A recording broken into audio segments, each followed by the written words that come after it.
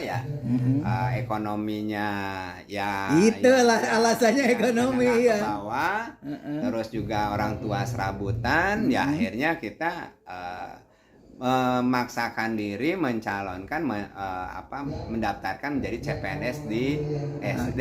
Bismillahirrahmanirrahim. Assalamualaikum warahmatullahi wabarakatuh. Saya Didi Supardi, Kepala SMA Negeri 2 Tambun Selatan, mengucapkan selamat wacana lahirnya fakta.id di Kabupaten Bekasi, khususnya Kabupaten Bekasi ya. Indonesia nasional Indonesia. kita. Diawali dari kota dan kabupaten. Nah, nanti di tingkat nasional karena satu guru itu kan media nasional. Barangkali bagaimana menurut pendapat Bapak sambutannya untuk berita klarifikasi dunia pendidikan secara nasional ini? Secara realita sangat baik karena berkaitan dengan permasalahan-permasalahan yang terjadi di setiap lembaga pendidikan. Kadang-kadang antara fakta dengan yang disampaikan atau kita ketemu mungkin dengan permasalahan wartawan atau dengan LSM, kadang-kadang terjadi simpang siur. Terjadi simpang siur karena kejadian di lembaganya seperti itu, tetapi ketika diekspos di media berbeda gitu. Dan sehingga saya sangat merespon hal ini dengan baik. Mudah-mudahan semua hal-hal yang berkaitan dengan di lembaga pendidikan itu dapat hasilnya dapat kali mungkin terbaik untuk yang disampaikan kepada masyarakat. Gimana cara bikin kiosnya dia? Bikin kiosnya seakan-akan kan satpam yang baru ini kan, bukan biar saya jaga itu teman saya kan, yang baru ini kebetulan adaptasi sama ini agak inilah gitu. Jadi wartawan nggak namanya kan, kalau wartawan kalau saya kan udah paham wartawan gimana cara ininya gitu ya. Kebawa emosi gitu. Emosi. Satpamnya kebawa emosi. Jadi ketika dicinta identitas si wartawan, si wartawannya nggak ngasih kartu pers. Jadi ini tadi wartawan tuh ribut, dia panas juga lah pukulnya ini. Itu lobby. Oh, yang dipukul lobby itu, bukan orangnya. Bukan orangnya. Cuman posisi kartu pers tadi di tangan si satpam tadi. Itu. Jadi si kartunya itu kepukul. Cuma begitu. Dah, kios tuh lama. Ribut lah di sini. Cuman ribut ditenangin.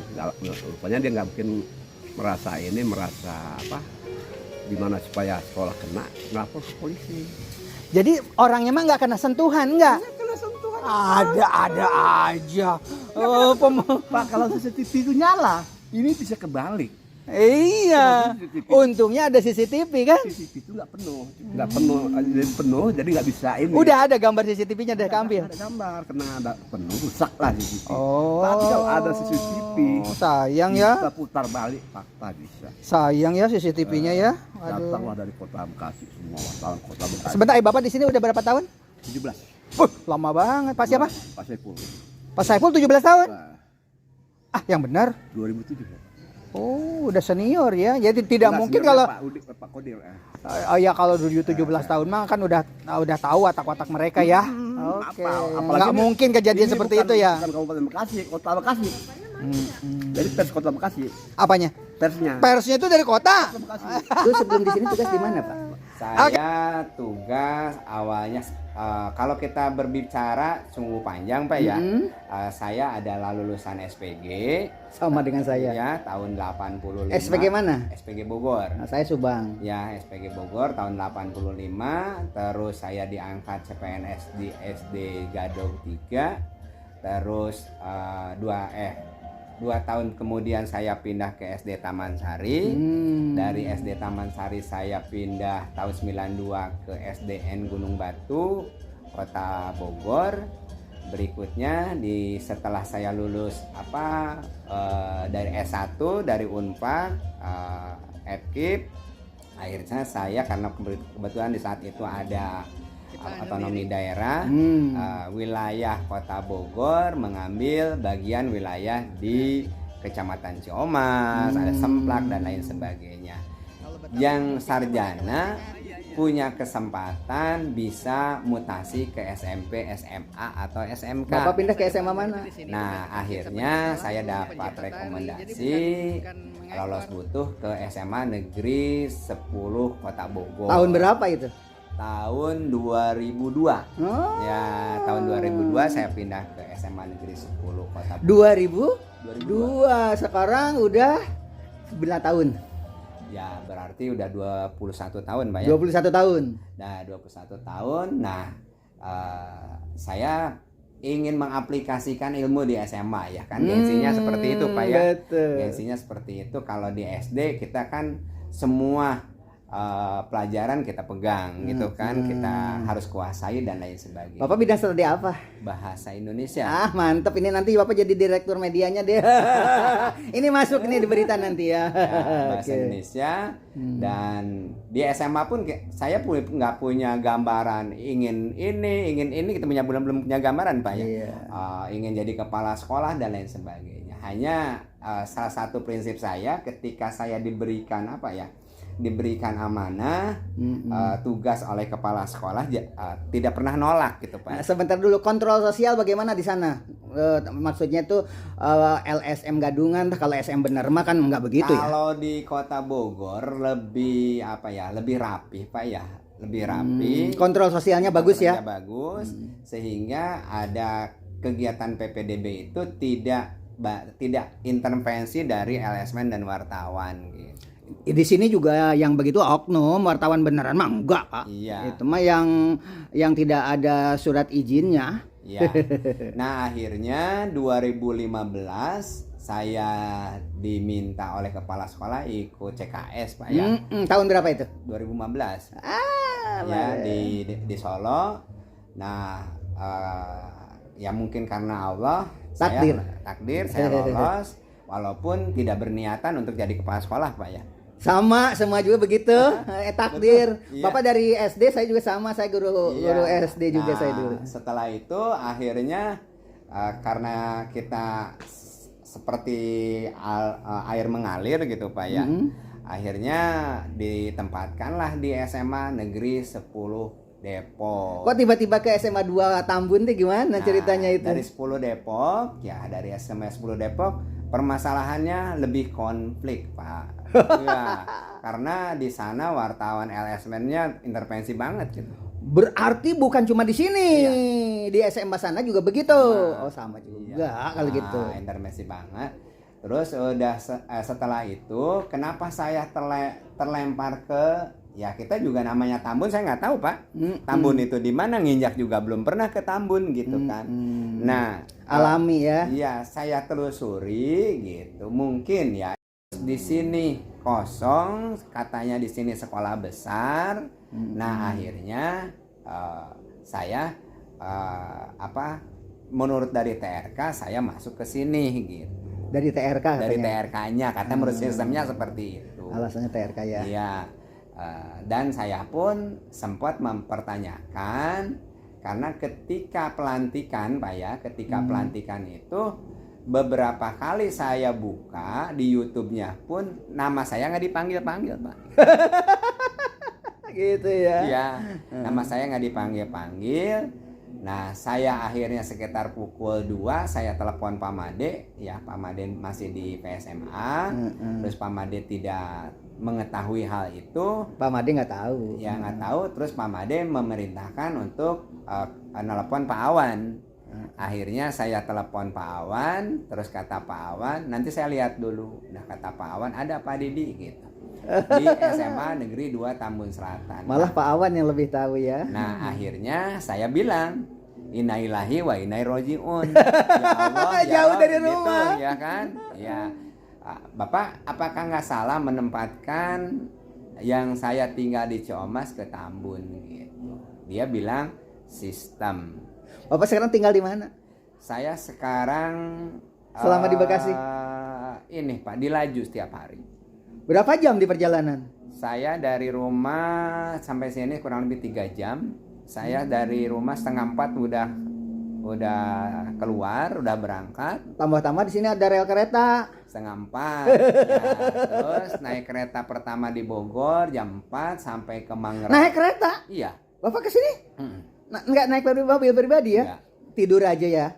Tidur bisa, tapi tetap aja tidur juga nggak bisa ini. Takut kelewat. Iya.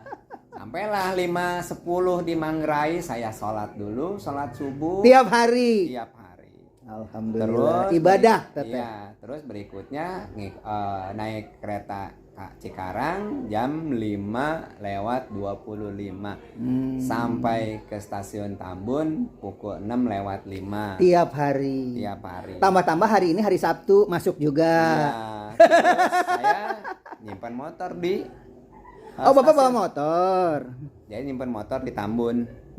Jadi kalau ke Tambunnya ke stasiun saya bolak-balik pakai motor. Motor sendiri. Bawa dari sana. Simpan di mana motornya nanti? Di sini. Di sini. Sini. Jadi nanti Bapak dari sini bawa motor ke Stasiun Tambun. nanti dari motor ke sini sama bisa siapa? penitipan. Dititipkan di sana. Ya, Tiap hari begitu. 10.000 semalam.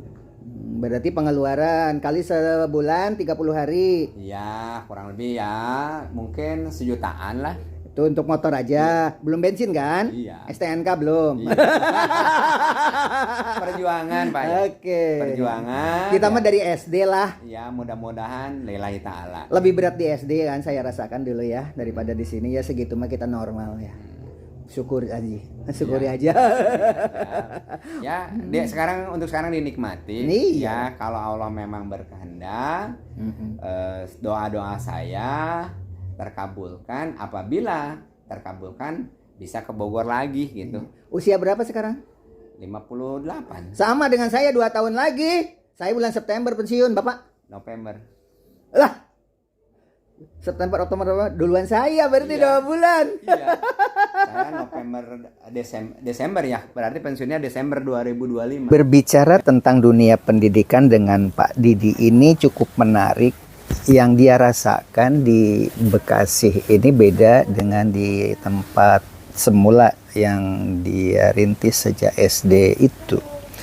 Dia menganggap agak rumit kalau di Bekasi itu diantaranya mengenai hal merokok yang dia komentari di beberapa tempat bahwa merokok di sekolah untuk karyawan maksudnya tugas berat bagi para kepala sekolah karena ada beberapa karyawan atau PNS yang kadang-kadang tidak kuat untuk melakukan merokok sehingga dilihat oleh siswa walaupun sembunyi-sembunyi.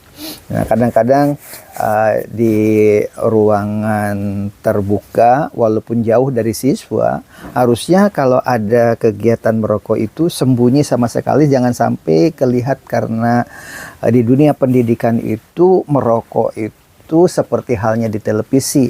Kalau ada gambar orang sedang merokok saja, rokoknya itu dibikin blur begitu. Nah, sekarang di dunia pendidikan menurut beliau itu diantaranya adalah tentang merokok itu terlalu bebas katanya. Jadi tugas berat bagi kepala sekolah di Bekasi diantaranya adalah pengendalian tentang merokok. Mengenai kegiatan merokok itu memang tidak bisa dihindari karena ada yang mengatakan lebih baik tidak makan daripada tidak merokok, katanya begitu. Oleh sebab itu saya juga menjelaskan ke beliau ketika saya di Tanah Suci pernah berdialog dengan para pakar agama yang mengatakan jika memasukkan sesuatu atau makanan ataupun ke dalam mulut jika tidak mempergunakan kalimat basmalah maka itu haram. Akhirnya ditanyalah kepada hadirin sekalian, apakah Bapak dan Ibu di sini ada yang suka merokok? Banyak lah yang sembunyi, apa yang terus terang, maaf nih diganggu sama balaka ciprut. Maaf ya hadirin sekalian, maklum ini cucu pertama, cucu kesayangan. Lanjut kepada peristiwa di Tanah Suci itu. Apakah Bapak dan Ibu di sini ada yang suka merokok? Oh, banyak ternyata yang angkat tangan. Apakah pernah bismillah? Ya. Akhirnya dia katakan segala sesuatu kalau tidak diawali kalimat basmalah maka itu haram. Akhirnya begitu selesai dialog keagamaan, ngobrol-ngobrol dengan pelaku yang memang tidak bisa menghindar dari merokok itu. Apa yang terjadi begitu mau merokok? Bismillahirrahmanirrahim. Saya amati begitu. Begitu mau merokok, dia tidak jadi. Padahal sudah menyalakan api, akhirnya dimatikan. Kenapa? Aduh, saya nggak tega katanya.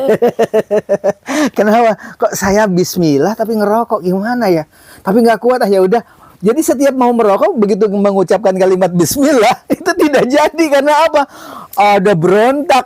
Padahal kata pakar agama yang memahami tentang itu, kalau memang baca basmalah itu tidak apa-apa karena itu bagian dari keadaan darurat. Sebab kalau dia tidak merokok itu mengakibatkan kerjanya tidak bergairah, lemes dan lain sebagainya.